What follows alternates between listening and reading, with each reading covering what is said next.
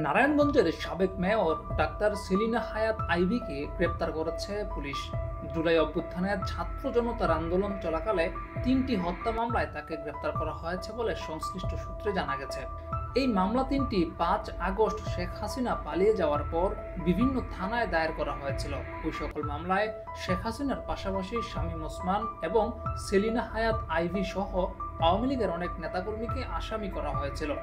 শীর্ষস্থানীয় গডফাদার 5ই আগস্টের পর ভারত হয়ে দুবাই পালিয়ে গেলেও আইভী থেকে যান নারায়ণগঞ্জে।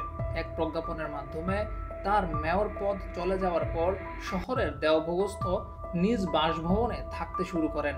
আইভীর পারিবারিক সূত্র জানিয়েছে, রাতে নারায়ণগঞ্জ পুলিশ সুপার আইভীকে টেলিফোনে চা খাওয়ার নিমন্ত্রণ জানান। তাকে দ্রুত পুলিশ সুপারের কার্যালয়ে আসার জন্য আহ্বান জানানো হয়। আইভী এতে অস্বীকৃতি জানালে বিপুল সংখ্যক পুলিশ আইভীকে গ্রেপ্তারের জন্য তার বাড়ির ভেতরে অবস্থান নেয়।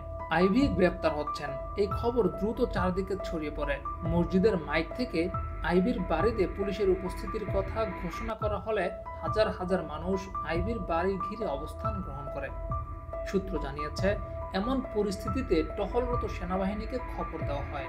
পুলিশ সূত্র জানিয়েছে, কার্যত আইভীকে গ্রেপ্তার করা হয়েছে। তিনি এখন পুলিশ হেফাজতে আছেন।